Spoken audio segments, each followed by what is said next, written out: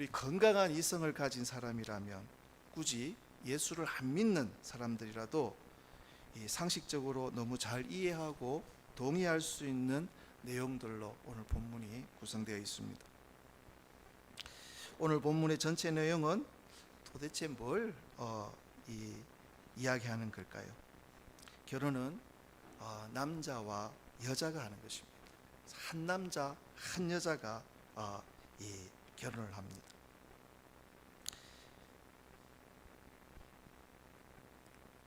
근데 오늘 오늘날의 이 세태를 보면 이 고귀하고 어떻게 이 아름답게 다루어야 할 이 성이 너무 한배로 대하여지고 또 너무나 성적으로 문란한 이 세태를 우리는 보고 있습니다. 예수 안 믿는 사람들은 차치하고라도 교회 내 안에서도, 교회 청년들도 보면 예외가 아닙니다. 이 목회자로 있으면 이게 별의별 이야기들을 다 듣습니다. 이 공공히 하는 비밀도 있지만 어떤 목회적인 비밀, 이런 아주 깊은 이야기들도 듣습니다. 깜짝 놀라는 이야기가 있었습니다. 아주 참한 교회 청년입니다. 누가 봐도 참하고 성악을 전공해가지고 얼마나 찬양을 아름답게 부르는 이 청년이 있었는데, 교회 안에서 같이 이제 운동하는 청년하고 데이트를 이제 하기 시작했습니다. 근데 이 남자 청년이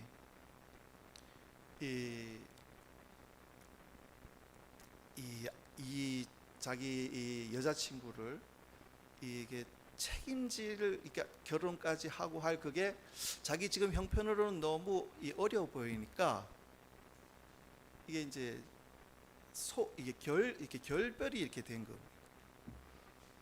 결별이 됐는데 이 참한 청년이 이제 아르바이트를 어디 카페에서 했는데, 그 카페 같이 일하는 동료, 홧김에 그랬는지는 모르겠습니다. 그 같은 동료하고 우리가 생각하는 그 일을 치룬 것. 그런데 거기서 끝난 게 아니라 다시 그 참한 청년이 교회 안에 그 남자친구를 다시 만나서 데이트를 이어가고, 제가 듣기로는 그 남자친구도, 교회 안에 그 남자 청년도 그 사실을 알면서 받아줬다는 거예요. 지금은 이 집사 부부가 되어서 아기 놓고 행복하게 살고 있습니다. 근데 나는 그 참한 그 교회 여자 청년이 그냥 그렇게 이 다른 그 남자와 그렇게 그런 일을 할 거라고는 상상도, 그 말을 듣는 순간에 너무너무 깜짝 놀랐던 그런 기억이 있습니다. 또 너무 적나라한 이야기들이 있는데, 이 성에 관한 보면 이 너무 문란한 세태를 우리는 지금 살아가고 있습니다. 아무리 세상이 바뀌고 개념이 변화무쌍하게 달라진다 할지라도 하나님께서 에덴 동산에서 첫 인류를 만드실 때에 제정하신 가장 기본적인 원리는 결혼은 한 남자와 한 여자가 하는 것입니다. 물론 성경에 여러 명의 아내를 둔 이야기들이 기록이 있습니다. 하지만 그것은 죄악에 빠진 인간이 뱉어낸 잘못된 역사들입니다. 그러니까 하나님께서 그걸 원리로 주신 것이 아니라 그때 어떤 특별한 그 시대 가운데 허용적 차원에서 그 기록을 남기고 있을 뿐이라는 겁니다. 예전에 중동에 간 적이 있는데, 우리나라 스타렉스 봉고차지요. 봉고차에 운전사가 남자인데 다 그 외에는 다 그 까만 그것을 히잡을 뒤집어 쓴 그 여인들이 이 봉고차 한가득 있더라고. 그래서 그때 저게 어떤 그 상황이냐 그러니까, 그 운전대 잡은 사람은 남편이고 다 아내를 한 차 싣고 이렇게 다니더라고. 여러분, 결혼은 남자와 여자, 한 남자 한 여자가 하는 것입니다. 오늘 전체 본문 속에서 강조하고 굵은 이 그 원리는 성생활에 관한 겁니다. 성적인 죄에 대해서 우리들에게 말씀하고 있습니다.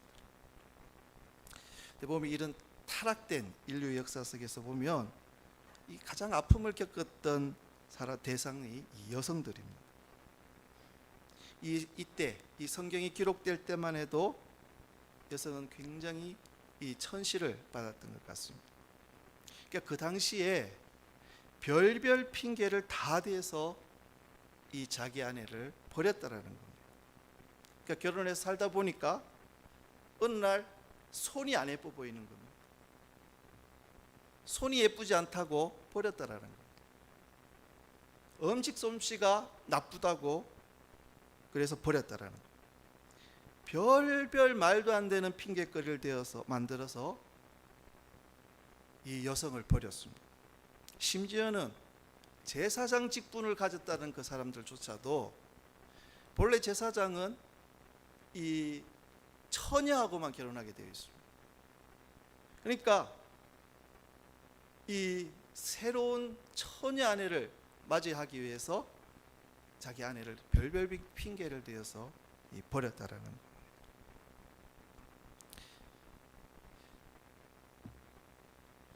신명기 24장에 보면 사람이 아내를 맞이하여 데려온 후에 그에게 수치되는 일이 있음을 발견하고 그를 기뻐하지 아니하면 이혼 정서를 써서 그의 손에 주고 그를 자기 집에서 내보낼 것이요. 이게 율법입니다. 그 당시에 유대인들은 이거를 이혼의 정당성으로 이걸 가지고 이혼의 정당성을 주장했습니다. 성경에서도 이렇게 이혼 정서를 써서 주라고 하지 않았냐.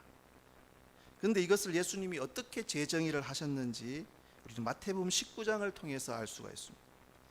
마태복음 19장 4절 이하를 보면 예수께서 대답하여 이르시되 사람을 지으시니가 본래 그들을 남자와 여자로 지으시고 말씀하시기를 그러므로 사람이 그 부모를 떠나서 아내에게 합하여 그 둘이 한 몸이 될지니라 하신 것을 읽지 못하였느냐. 그런즉 이제 둘이 아니요 한 몸이니 그러므로 하나님이 짝지어 주신 것을 사람이 나누지 못할지니라 하시니 여짜오되 그러면 어찌하여 모세는 이혼 정서를 주어서 버리라 명하였나이까. 예수께서 이르시되 모세가 너희 마음의 완악함 때문에 아내 버림을 허락하였거니와 본래는 그렇지 아니하니라. 그 당시에 사람들이 별의별 말도 안 되는 그 핑계와 이유를 걸어서 이 자신과 결혼하고 살고 있는 아내를 버리는 일들이 비일비재했기 때문에 함부로 그런 일을 못하도록 하기 위해서 정확한 명분이 담긴 이혼 정서를 써서 아내와 이혼하라고 한 것이지 이 말은 함부로 살다가 실정 난다고 막 버리라고 했던 말이 아니라는 겁니다. 그래서 뒤집어 말하면 여성들을 함부로 대하지 말라는 그 강조를 뒤집어서 한 말씀입니다. 그러니까 예수님께서 뭐라고 정의하셨습니까? 본래는 그렇지 아니하다. 너희 마음의 완악함 때문에 그런 법을 만들어 놓은 것이다.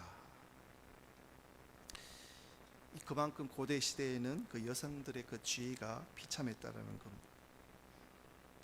근데 오늘날에도 보면 많은 여성들이 이런 폭력에 시달리고 있음을 보게 됩니다. 성폭력, 성추행, 물리적인 폭력 보면 주변에 너무나 기가 막힌 이 이야기들을 우리는 많이 겪고 듣습니다. 우리나라 사회 구조가 많이 달라지고 변해간다고 하지만 여전히 이 남성 본위로 가고가 있기 때문에 아직까지는 이 여성에 대한 보호 기능이 약하다라는 겁니다. 교회 안에서도 교회 밖에서도 교회 안에서도 마찬가지라는.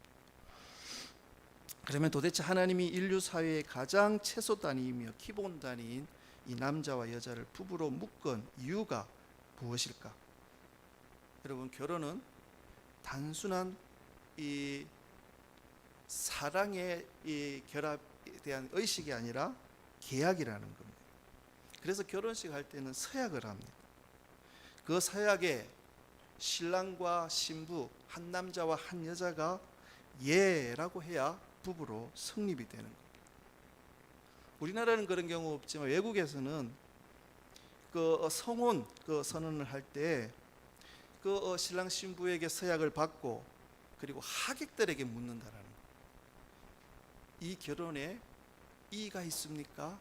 하고 물을 때 그 중에 한 사람이라도 뭐 그 중에서 뭐 내가 뭐 이 애 아빠다 뭐 이런 식으로 나오면 그 결혼은 안 된다라는 겁니다. 한 사람이라도 이의가 있다고 말하면 결혼이 성립하지 않는다라는 겁니다. 근데 우리는 그 결혼이 계약인 사실을 잊어버리고 그저 좋아서 만나고 또 싫어지면 헤어지는 걸로 착각을 하고 있는 겁니다. 이 결혼이라는 원리 속에는 신랑 대신 그리스도가 신부인 우리를 어떻게 사랑했는가를 가장 구체적으로 배울 수 있는 현장이고 이 관계이고 현장입니다. 그래서 부부가 가정의 채소단이고 그 가정과 부부라는 채소단위를 통해서 우리가 드러내고 실천하고 배워야 할 것은 그리스도의 구속을 배워간다라는 것. 그리고 그 구속의 은혜를 서로 상대에게 베풀고 헌신하고 순종하는 것이 결혼 생활입니다. 그런데 이 질서가 무너질 때 제국이 무너진다라는 것. 여러분, 로마 제국은 천년의 역사를 이어오던 제국이었습니다. 거대한 제국이고 그 제국이 무너질 것가를 누가 생각했겠습니까? 그 제국이 무너졌을 때 그 요인 중에 하나가 성생활의 문란에 있었다라는 거예요. 그 성생활의 문란이 제국의 붕괴를 가져왔다라는 거예요. 여러분, 폼페이의 최후라는 그 역사를 우리가 익히 알고 있지 않습니까? 그 로마 제국의 그 도시였던 그 폼페이가 그 화산이 폭발했을 때 뭐 시간상으로 약 15분 만에 거기가 도시가 그 화산에 의해서 확 그냥 덮였는데 그걸 발굴해낼 때 그 당시의 그 시간의 그 모습들 너무나 타락한 그 모습들을 들이 거기에 있었다라는 것.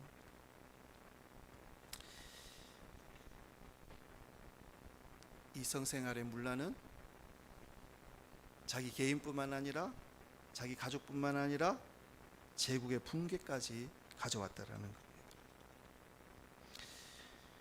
여러분, 우리는 이 IMF를 겪었는데 또 세계에서 2년 만에 이 IMF를 끝내버렸다라는. 근데 그 이유 중에 하나가 이 가족의 끈끈한 유대감이 그 IMF를 극복한 비결 중에 하나로 꼽힌다라는. 그 당시에 참 얼마나 우리나라가 참 어려웠습니다. 막 실직하고 사람들이 막 이 집을 잃어버리고. 근데 보면 이게 그때 보면 남자들은 막 이게 시리에 빠져가지고 그냥 들어 누울 때 보면 이 또 아내분들 엄마들이 막 자식 먹여 살린다고 막 발벗고 나섰다라는 거 보면 이 한국의 아주머니들 엄마들은 굉장한 이 능력이 있는 것 같습니다. 그런 것들이 이 비결이었다라는 거. 그래서 베드로전서 3장에 보면 7절에 보면 남편들아 이와 같이 지식을 따라 너희 아내와 동거하고 그를 더 연약한 그릇이요 또 생명의 은혜를 함께 이어받을 자로 알아 귀히 여기라. 지식을 따라 동거하고 그를 더 연약한 그릇이요. 그러니까 남자가 강하다는 것이 아니라 남자도 연약한데 이 여자는 더 연약하다는 거예요. 근데 그 연약하다는 표현이 더 섬세하다는 거예요. 그래서 보면 그 여성에게는 굉장히 남자가 따라갈 수 없는 그런 이 섬세함과 그 직관력, 그 감각들이 있더라고요. 그러니까 남자가 힘이 세다고 자기 아내나 여성을 함부로 대하고 이 하등한 존재로 취급할 것이 아니라 그 당시에 보면은 별별 핑계를 다 대서 쫓아버리고 내어버리는 그런 타락과 방종, 그거를 하지 말라는 겁니다. 그래서 생명의 은혜를 함께 이어받을 자로 알아서 귀히 여기라는 말씀입니다. 여러분, 성은 물을 막아놓은 땡가도 같다는 겁니다. 근데 그 댐에 구멍이 생기고 균일이 생기면 무너지고, 관리가 안 되면 그 마을 전체, 그 옆에 주변 마을 전체가 수몰된다는 거예요. 공동체가 수몰되는 거예요. 근데 댐을 잘 관리하면 거물을 가지고 농사도 짓고 마을에 유익이 되고 잘 살게 된다는 겁니다. 신명기 22장에 오늘 본문의 말씀을 보면 너희 중에 악을 제거할지니라, 이것이 계속적으로 반복되고 있습니다. 왜 그런 표현이 썼을까? 공동체를 유지하는 가장 중요한 기초 윤리이기 때문이라는 것. 이게 무너지면 제국이 무너지는 시작이 된다는 겁니다. 이 성적인 윤리가 건강할 때 비로소 공동체가 유지가 되는 것입니다. 그래서 이 남자든지 여자든지 생명의 은혜를 함께 이어받을 자로 알고, 여러분, 이런 이 성경에 나오는 이런 강간, 음란, 여러분, 이런 것들이 왜 나옵니까? 육체의 쾌락을 추구하는 것 같지만 거기에는 진정한 사랑을 모른다라는 거예요. 사랑을 모를 때 그거를 자꾸 추구하게 된다라는 거예요. 여러분, 오늘 베드로 3장 7절에 생명의 은혜를 함께 이어받을 자로, 부부관계 속에서 하나님께서 우리에게 주신 그 중요한 원리, 신랑 되신 예수가 신부인 교회를 어떻게 사랑하셨고 목숨을 던져 사랑하셨고, 그 속에서 생명이 태어나고 우리가 구원을 받고 은혜를 누리는, 이것이 오늘날 우리 부부관계 속에서 계속해서 순종되어져야 하고 헌신되어지고 훈련되어져야 한다는 거예요. 그래서 부부관계는 누가 말하기를 골동품과 같다고 이야기를 합니다. 시간이 갈수록 귀해지고 값이 더해진다라는 거예요. 제가 아는 어떤 목사님이 계신데, 그 사모님이 미모가 뛰어나신 분이 아닙니다. 이 목사님이 이 결혼 전에는 아주 아름다운 여인들하고 미팅을 엄청나게 많이 했다라는 거예요.